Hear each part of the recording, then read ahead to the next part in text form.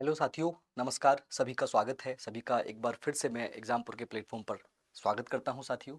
जैसे कि आपको पता है, मैं मिथुन आप लोगों के लिए एक बहुत ही इम्पोर्टेंट सेगमेंट हम लोग चला रहे हैं। हम लोग चला रहे हैं उत्तर प्रदेश का जो जिला दर्शन है साथियों। हम एक एक जिले को, उसके जितने भी इम्पोर्टेंट आपके लिए फैक्ट हैं, जो भी इम्पोर्टेंट आपके लिए टॉपिक में उसमें बन सकते हैं क्वेश्चंस, है ना।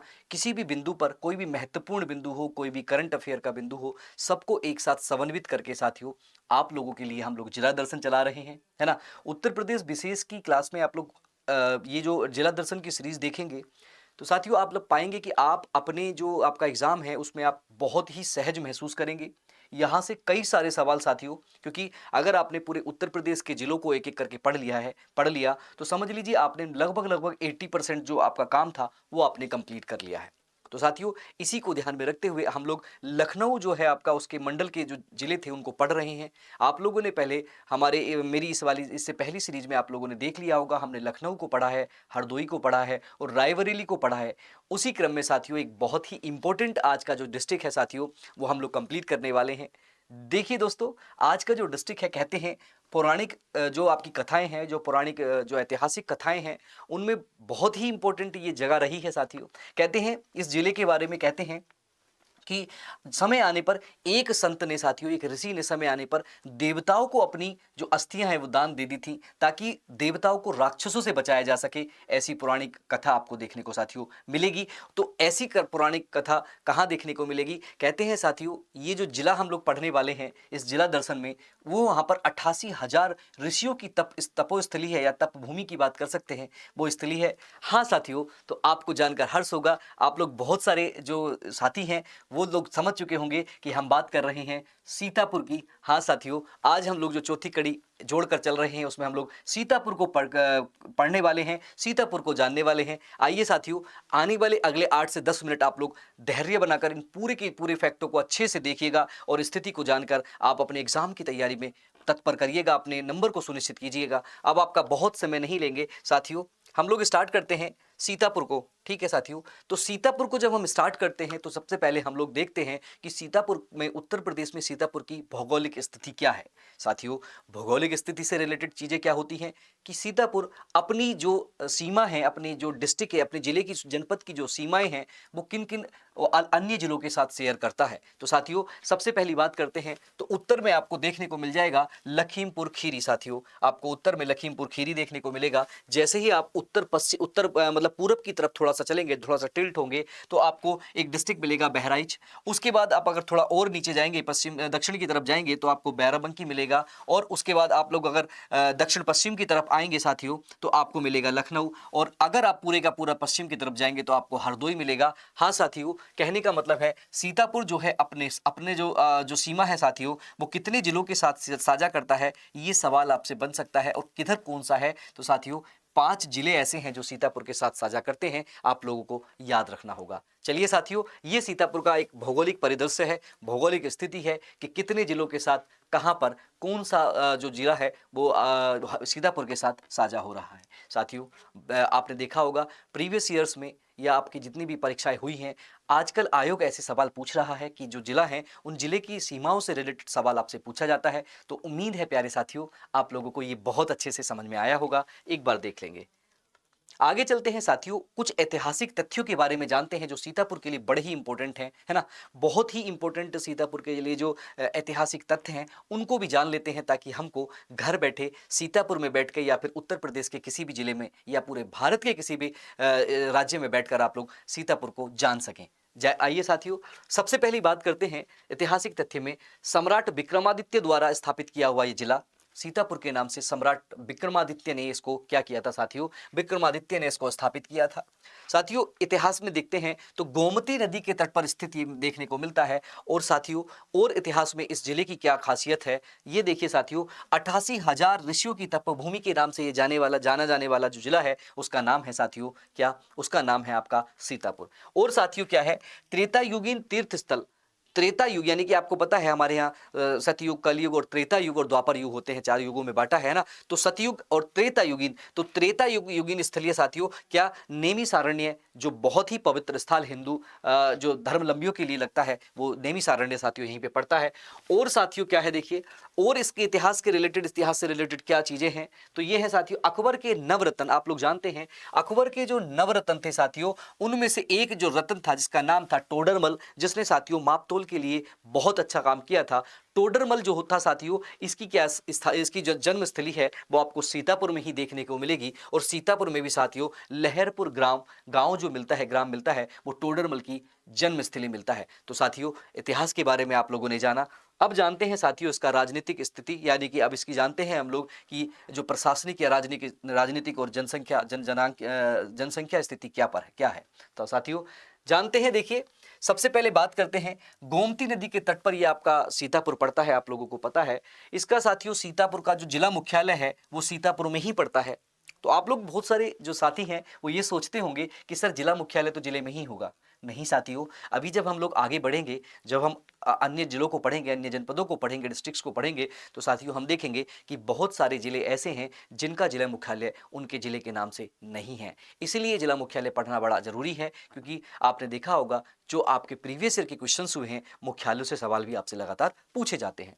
चलिए साथियों, अगर हम बात करें जनसंख्या की, तो साथियों सीतापुर की जनसंख्या जो पड़ती है वो आपको देखने को मिलेगी 44,83,992 लोग 2011 की जनगणना के अनुसार यहाँ पर आपको देखने को मिलेंगे। 2011 की जनगणना है साथियों, कितने लोग देखने को आपको मिलेंगे, आपको मैंने बताया है, एक बार फिर से मैं बोलूंगा, 44,83,992 लोग सीतापुर में निवास करते हैं। चलिए साथियों बात करते हैं लिंगानुपात की, यानी कि सेक्स रेशियो की बात करते हैं। तो लिंगानुपात क्या होता है, यानी कि 1000 व्यक्ति यानी कि पुरुषों पर महिलाओं की संख्या जो जानी जाती है वो उसको बोलते हैं लिंगानुपात साथियों। तो कितना है, सीतापुर का 888 है साथियों, प्रति 1000 जो व्यक्तियों पर है केवल 888 महिलाएं ही हैं आपको देखने को मिलेगा। उत्तर प्रदेश के औसतन मतलब बात करते हैं औसतन लिंग अनुपात से, जो कि 912 देखा जाता है साथियों, उससे काफी कम यहां पर देखने को मिलता है। चलिए साथियों बात करते हैं सीतापुर की साक्षरता की, यानी कि लिटरेसी की बात करते हैं कि लिटरेसी क्या होगी, सीतापुर की जो लिटरेसी है या साक्षरता का औसतन कितना माना जाएगा। तो 61 पॉइंट साथियों 1% जो है सीतापुर में साक्षरता औसतन देखने को मिलती है, जिसमें पुरुष और महिलाओं की दोनों की आपकी साक्षरता देखने को मिलती है। अलग अलग भी बात करें साथियों, तो सीतापुर में पुरुष जो है 70.3% लोग जो है पुरुष पढ़े हुए हैं सीतापुर के, यानी कि साक्षर हैं। और महिलाओं की बात करें तो फिर वही स्थिति साथियों, जैसे आपको पता है कि स्थिति महिलाओं की बहुत दयनीय, अभी नहीं हमारे इतिहास में प्राचीन काल से देखने को मिलती है, थोड़ी थोड़ी कम, और बीच में मध्यकाल में तो स्थिति बहुत खराब हुई थी। तो देखिए साथियों वही महिला की स्थिति 50.7% जो महिलाएं हैं साथियों सीतापुर की वो साक्षर हैं।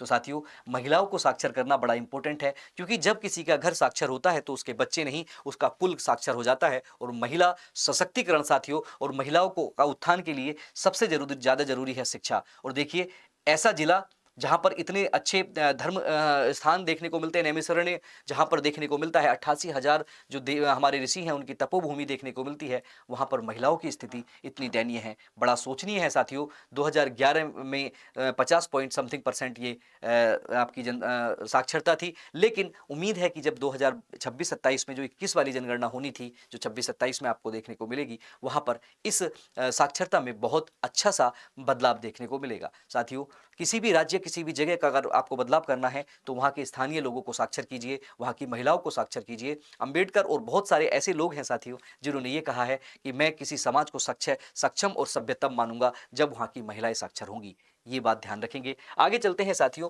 इस क्षेत्रफल की बात करते हैं कि जो आपका सीतापुर है उसका क्षेत्रफल कितना है, 5,743 वर्ग किलोमीटर में साथियों फैला हुआ आपका सीतापुर बड़ा ही इंपॉर्टेंट और बड़ा ही उत्तर प्रदेश का बहुत ही महत्वपूर्ण जिलों में से एक माना जाता है। देखिए साथियों जनघनत्व की बात करते हैं या हम लोग जनसंख्या घनत्व की बात करते हैं या पॉपुलेशन डेंसिटी की बात करते हैं, तो साथियों जो सीतापुर है उसकी पॉपुलेशन डेंसिटी आपको देखने को मिलेगी 781 प्रति वर्ग किलोमीटर, यानी कि 1000 कह सकते हैं या फिर 1 वर्ग किलोमीटर में 781 व्यक्ति निवास करते हैं या वहां पे चलते बिचलते निकल दिख जाते हैं। साथियों जनघनत्व बड़ा इंपॉर्टेंट है। उत्तर प्रदेश में सर्वाधिक जनघनत्व की बात करें तो आपको देखने को मिलेगा साथियों सबसे ज्यादा गाजियाबाद का।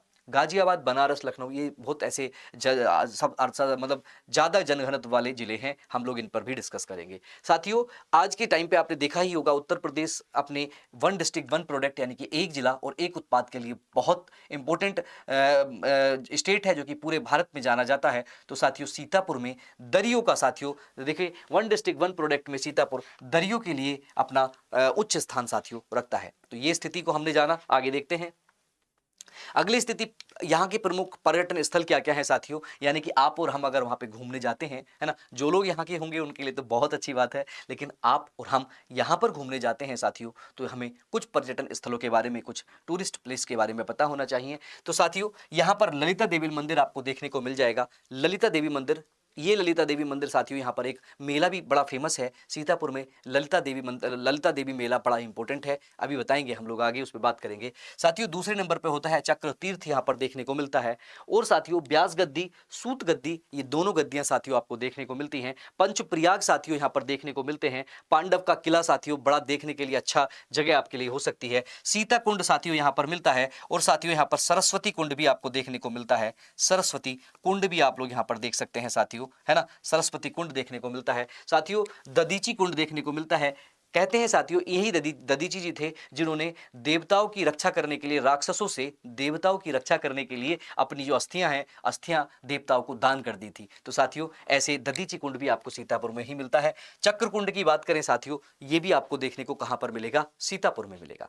बहुत ही अच्छे से हम लोग चीजों को पढ़ रहे हैं, तसल्ली से लास्ट तक वीडियो को जरूर देखिएगा। देखिए, दार्शनिक कुंड की बात करते हैं साथियों, ये भी आपका सीतापुर में पड़ेगा। तो हमने इतने सारे आपके तीर्थ स्थल देखे जो कि आपके सीतापुर में है साथियों। आगे चलते हैं साथियों, कुछ ऐसे तथ्य हैं जिनके बारे में हमें जानकारी होना आवश्यक है। देखिए, ये सबसे इंपॉर्टेंट तथ्य आपको देखने को मिलेगा, बसरा स्थान पर शारदा नदी सरयू नदी के साथ संगम करती है साथियों। सीतापुर में शारदा नदी सरयू के साथ क्या करती है, दोनों एक दूसरे के साथ संगम करती हैं। और साथियों, ये जगह बसरा स्थान कहलाती है। सवाल आपसे अलग अलग तरीके से पूछेगा, लेकिन जिला दर्शन में आपको इसका दर्शन भी जरूरी था। ठीक है, अगला देखते हैं। उत्तर प्रदेश में सर्वाधिक अनुसूचित जातियां साथियों, उत्तर प्रदेश की बात करें तो सर्वाधिक एससी जो कैंडिडेट्स हैं वो आपको देखने को सीतापुर में ही मिल जाएंगे साथियों। तो ये दोनों तथ्य आपके लिए बड़ा इंपॉर्टेंट थे। आगे चलते हैं साथियों, यहाँ पर कुछ ऐसे प्रमुख संस्थान हैं जो आपको जानने जरूरी हैं, और आपके परीक्षा और आपके जो मतलब कह सकते हैं परीक्षा में, या फिर आप जिस डिस्ट्रिक्ट से हैं उस डिस्ट्रिक्ट में जाते हैं, अगर आप इंटरव्यू वगैरह देने जाते हैं तो वहाँ की स्पेशलिटी या कुछ संस्थानों के बारे में सवाल अक्सर पूछ लिए जाते हैं।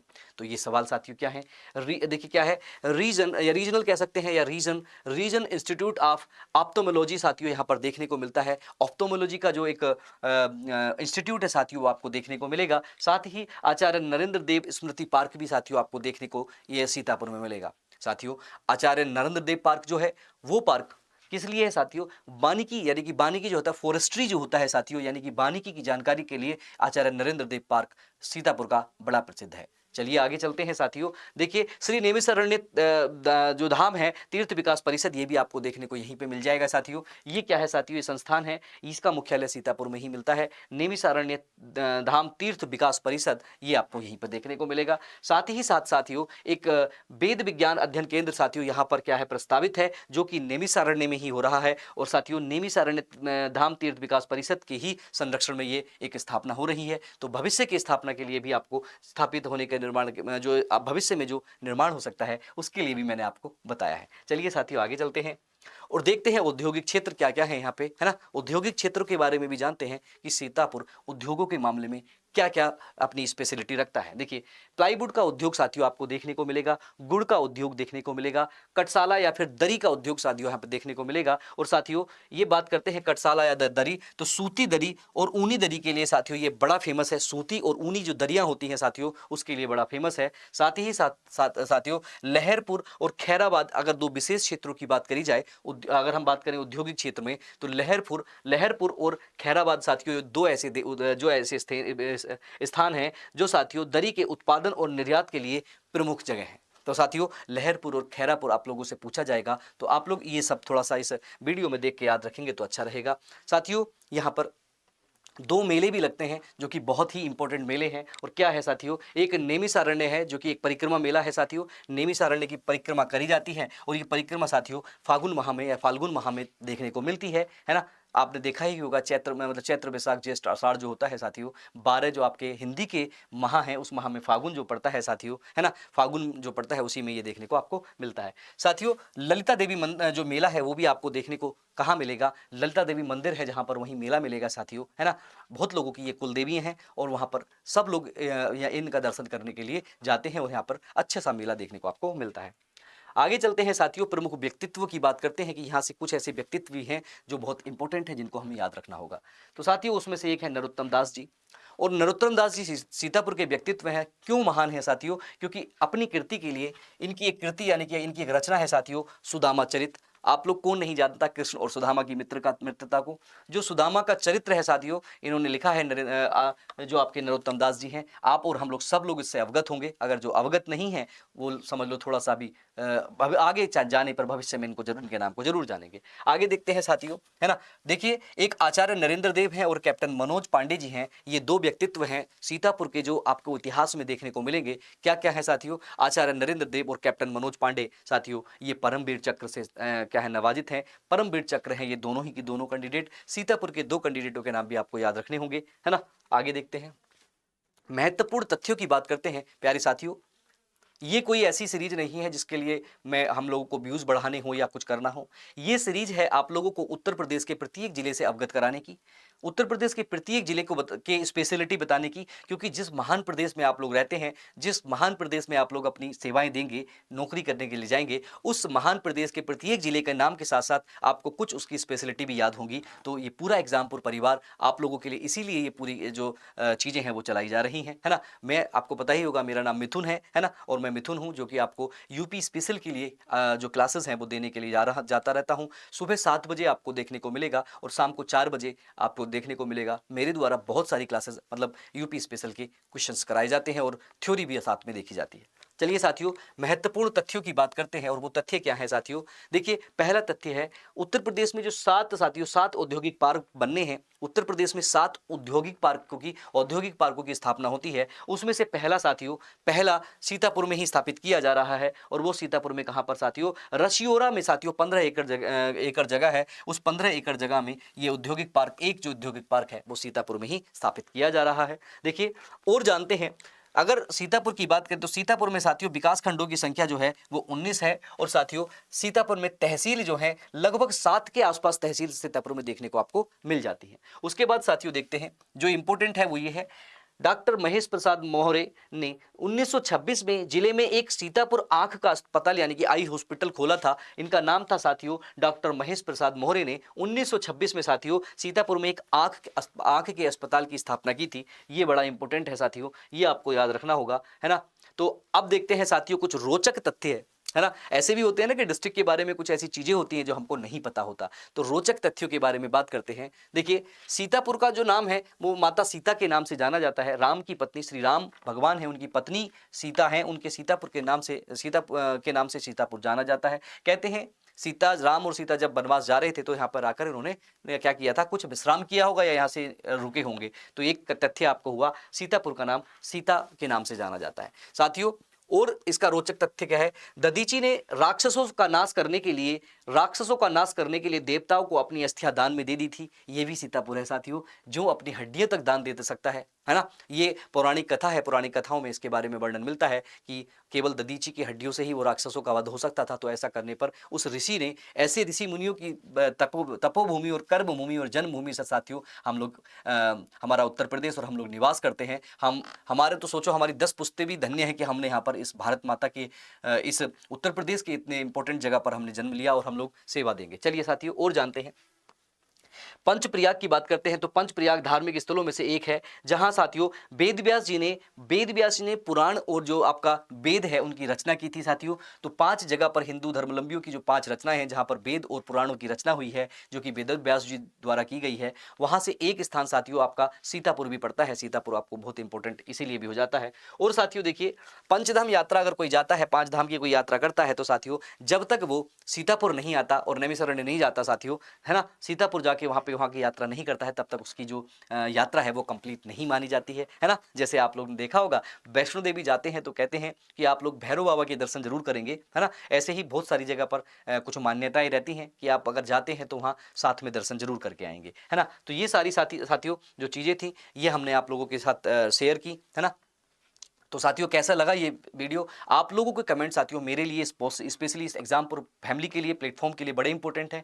आप जब भी इस वीडियो को देखेंगे अपने सजेशन, अपने कमेंट जरूर करेंगे साथियों, अपने साथियों के साथ एक बार वीडियो को शेयर करेंगे। अच्छी लगेगी तो लाइक करेंगे, अगर अच्छी नहीं लगेगी तो उसको डिसलाइक करेंगे। और साथियों ये मैं यहाँ बता देता हूँ, देखिए ये एक बुक है जो हमारे एग्जामपुर के ही जो एप्लीकेशन है उस पर मिल जाएगी साथियों। ये बुक है जो कि पॉलिटी की बुक है, बड़ी इंपॉर्टेंट बुक है आपके लिए। कंसाइज नोट्स हैं, फ्लो चार्ट में सारा आपका पॉलिटी मिल जाएगा। यूपीएसआई के लिए स्पेशली डिजाइन है साथियों। 129 रुपए की आप फ्लिपकार्ट से आप लोग इसको ऑर्डर कर सकते हैं, है ना।